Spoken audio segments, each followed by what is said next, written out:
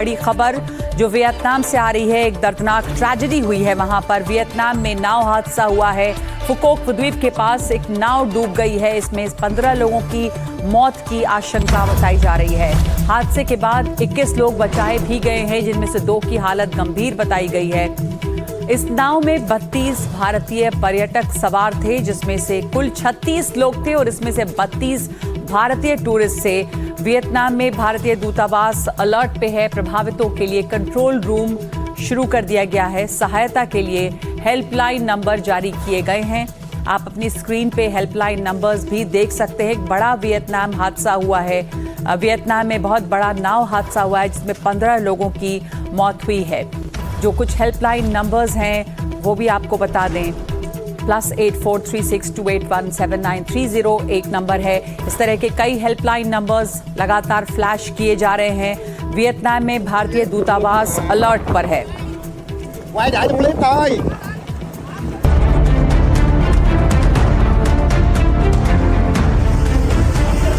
खूबसूरत वादियों और समंदर की सैर करने गए भारतीय पर्यटकों के लिए वियतनाम का फुकोक टापू मातम में बदल गया। एक तेज रफ्तार पर्यटक नाव अचानक अनियंत्रित होकर पलट गई। भारतीय पर्यटकों से भरी ये नाव समंदर में समा गई। एक झटके में खुशियों और मस्ती के बीच हाहाकार मच गया। जहां एंटरटेनमेंट का माहौल था, वहां मौत का मातम पसर गया। नाव में कुल 32 भारतीय पर्यटक और 4 स्थानीय क्रू मेंबर सवार थे।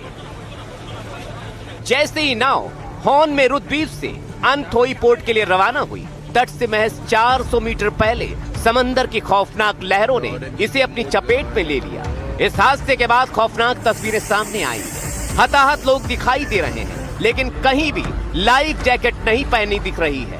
किसी भी शख्स के शरीर पर लाइफ जैकेट जैसी कोई चीज नजर नहीं आ रही। सोचिए, इतनी ऊंची ऊंची लहरों के बीच सुरक्षा का कोई इंतजाम नहीं। ये सवाल उठ रहा है, क्या किसी ने भी लाइफ जैकेट नहीं पहनी थी? आखिर क्यों नहीं पहनी थी? क्या प्रशासन ने गलती की या फिर लोगों ने जानबूझकर लाइफ जैकेट नहीं पहनी? और हम इसीलिए बहुत सी तस्वीरें आपको नहीं दिखा पा रहे हैं, क्योंकि वो तस्वीरें डराने वाली हैं।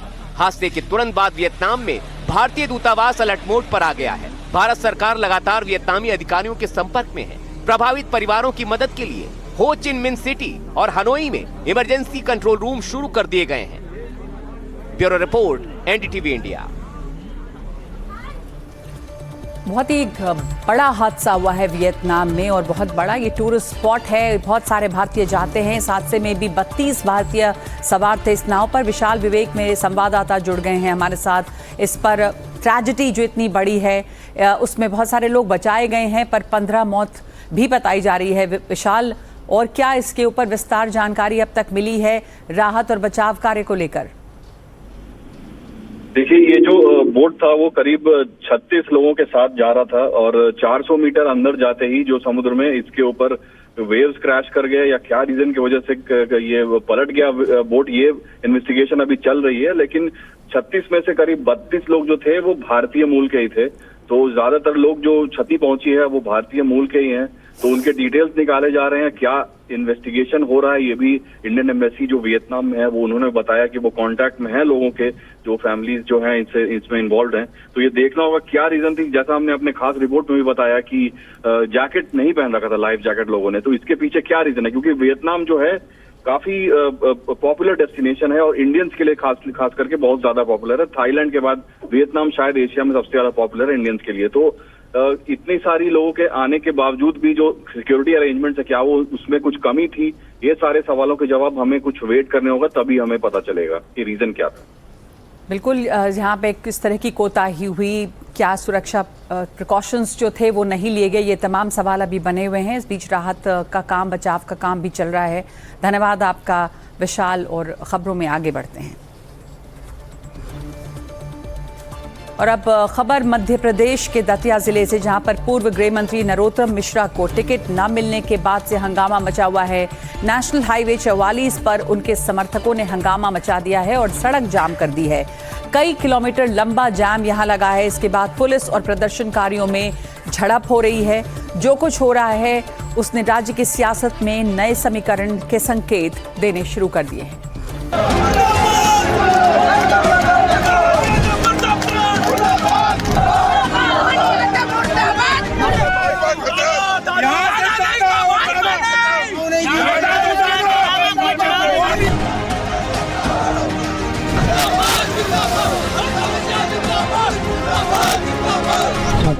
नेता के लिए लड़ रहे हैं, अपने नेता के लिए टिकट वापसी के लिए लड़ रहे हैं।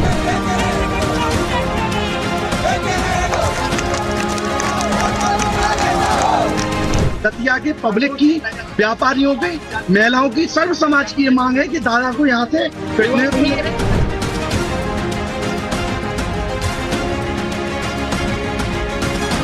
जिस व्यक्ति ने मेहनत की है लगातार 2008 से दतिया में आकर, तो क्या उसका हक नहीं मिलता? दतिया में संग्राम, हाईवे जाम।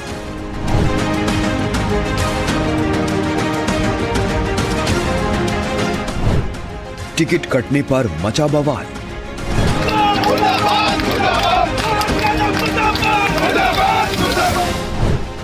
पथराव और आंसू गैस के गोले।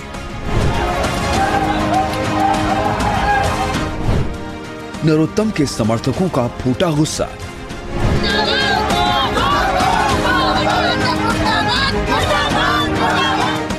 दतिया में सियासी भूचाल।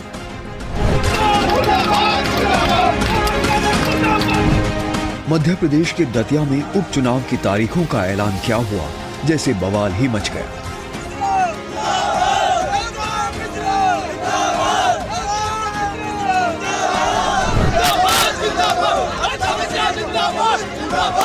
गुस्सा, आक्रोश और अपनों के ही खिलाफ सड़क पर उतरा समर्थकों का ये हुजूम।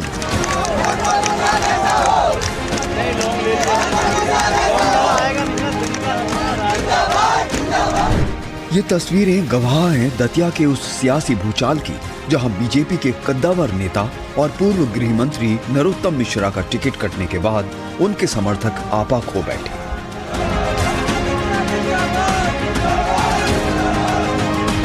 ये तस्वीरें देखिए जो शुक्रवार रात की हैं, जब दतिया झांसी हाईवे कुछ इस तरह से चक्का जाम हो गया।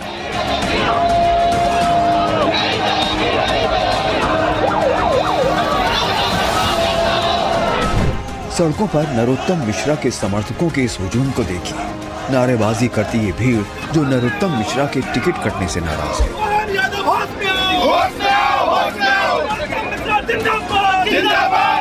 कुछ इस तरह से लोग सड़कों पर बैठ गए और रास्ते को ब्लॉक कर दिया।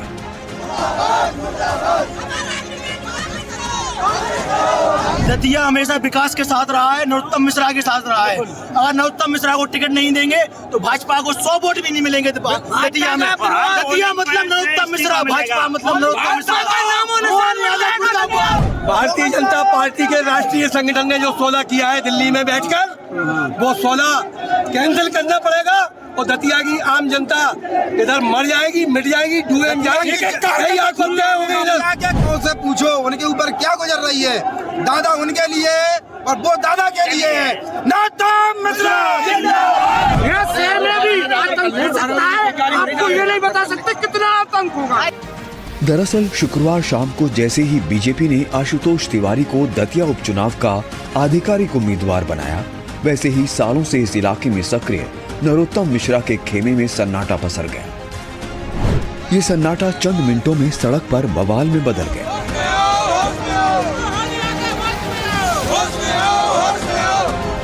नरोत्तम मिश्रा को टिकट देने की मांग को लेकर हजारों कार्यकर्ताओं ने नेशनल हाईवे 44 को ब्लॉक कर दिया। करीब 11 से 12 घंटे तक चले इस जाम की वजह से दतिया, ग्वालियर, झांसी और शिवपुरी के इलाके बुरी तरह प्रभावित हुए। बात सिर्फ नारेबाजी और जाम तक ही सीमित नहीं रही। जब पुलिस ने हाईवे को खाली कराने की कोशिश की तो प्रदर्शनकारी हिंसक हो गए। समर्थकों ने खाकी पर ताबड़तोड़ पथराव शुरू कर दिया। हालात को काबू में करने के लिए पुलिस को बल प्रयोग और लाठीचार्ज का सहारा लेना पड़ा, जिससे दतिया एसपी समेत कई पुलिसकर्मी घायल हो गए। ये देखिए कैसे कार्यकर्ताओं ने वाहनों को तबाह कर दिया, कई गाड़ियों के शीशे तोड़ दिए, भारी नुकसान किया। इसके बाद नरोत्तम मिश्रा के समर्थकों को हिरासत में लिया गया। मेरे ठीक सामने आप भाजपा का जिला कार्यालय देख पाएंगे, जिसको पूरी तरह बंद कर दिया गया है। यहाँ पर किसी की भी एंट्री नहीं है और अंदर की तरफ मैं आपको दिखाने की कोशिश करूंगा कि अंदर ढेर सारे भाजपा कार्यकर्ता आपको दिखाई देंगे। जो भाजपा कार्यालय है उसके अंदर उनको बंद कर दिया गया है। नरोत्तम मिश्रा ने इस पूरे बवाल पर अपनी प्रतिक्रिया देते हुए कहा कि कार्यकर्ता ऐसा ना करें तोड़फोड़ ना करें, अपनी बात अलग तरह से रखनी होती है, इस तरह से नहीं। ये पार्टी का निर्णय है और एक बात जरूर मैं आपके माध्यम से सभी कार्यकर्ताओं से निवेदन करूंगा कि अभी मेरे को जो विजुअल फुटेज सोशल मीडिया के दिखाए पेट्रोल डालते हुए या मिट्टी का तेल डालते हुए कार्यकर्ताओं ने, ऐसा कोई कार्य न करें। जैसा कल कहा था, न मार्ग अवरुद्ध करना है, पार्टी के फोरम पे अपने तरीके से अपनी बात कही जाती है, इस तरह से व्यक्त नहीं की जाती। दतिया में हंगामे के बाद भारी संख्या में पुलिस की तैनाती की गई है। पूरे उपद्रव को शांत करने में जुटे हुए हैं और सुबह जैसे ही यातायात व्यवस्था सुचारू हुई है, आप देख पाएंगे कि पूरी रात मेहनत करने के बाद ये पुलिसकर्मी अब थोड़ा आराम करते दिखाई दे रहे हैं। रात की नींद पूरी नहीं हो सकी, पूरी रात सड़कों पर संघर्ष करते दिखाए ये पुलिसकर्मी। उन सबके बीच कुछ मिनटों के लिए ये अपनी नींद पूरी करने में लगे हुए हैं। QRF के ये जवान लगातार पूरी रात दतिया के ग्वालियर दिल्ली हाईवे पर तैनात रहे। साथ ही दतिया में बीजेपी कार्यालय के बाहर भारी फोर्स की तैनाती कर दी गई। यहाँ पर आप देख सकते हैं कि कितना भारी पुलिस बल यहाँ लगा हुआ है भारतीय जनता पार्टी के कार्यालय के बाहर। यहाँ पे जो समर्थक थे वो कल से यहाँ पर जाम लगाए हुए थे। उन्होंने सुबह तड़के पथराव, प्रशासन का कहना है कि पथराव किया। तो ये देखिए पथराव, आप देखिए किस तरीके से पथराव हुआ है। ये जो बैरिकेडिंग है हाईवे किनारे की लगी हुई थी, इसको समर्थकों की धक्का मुक्की की वजह से ये टूट गई है। पूरी तरीके से ये टूटी पड़ी हुई है, कहीं पत्थर बिखरे पड़े हैं तो कहीं कार्यकर्ताओं का कहना है। आप ये देखिए, ये भारतीय जनता पार्टी के कार्यालय के बाहर हम मौजूद हैं। ये देखिए भारतीय जनता पार्टी का ये कार्यालय है। कार्यालय की छत के ऊपर भारतीय जनता पार्टी के जो नरोत्तम मिश्रा के समर्थक हैं, उन्होंने डेरा जमा रखा है। कल हम लोग शांतिपूर्ण तरीके से प्रदर्शन कर रहे थे।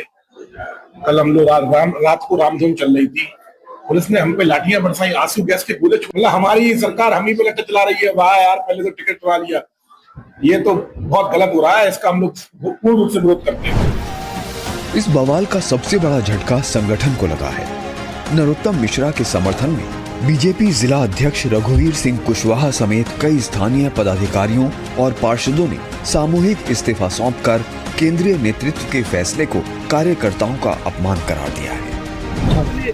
नेता के लिए लड़ रहे हैं, अपने नेता के लिए टिकट वापसी के लिए लड़ रहे हैं। दतिया के पब्लिक की, व्यापारियों की, महिलाओं की, सर्व समाज की ये मांग है कि दादा को यहाँ से जिस व्यक्ति ने मेहनत की है लगातार 2008 से दतिया में आकर, क्या उनका हक नहीं था? इस पूरे मामले पर कांग्रेस नेता इमरान मसूदी ने तंज कसते हुए कहा कि जैसी करनी वैसी भरनी। इस पूरे चीज को किस तरह से देखते हैं, क्योंकि लगातार वहाँ पे प्रदर्शन भी हो रहे हैं, NHA जो है उसको ब्लॉकेज कर दिया गया और तमाम जो कार्यकर्ता है वो सड़कों पे उतरे हुए हैं।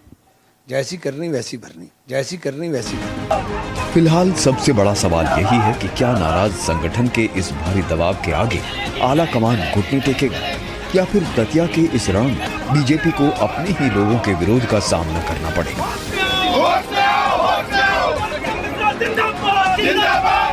Bureau report, NDTV India.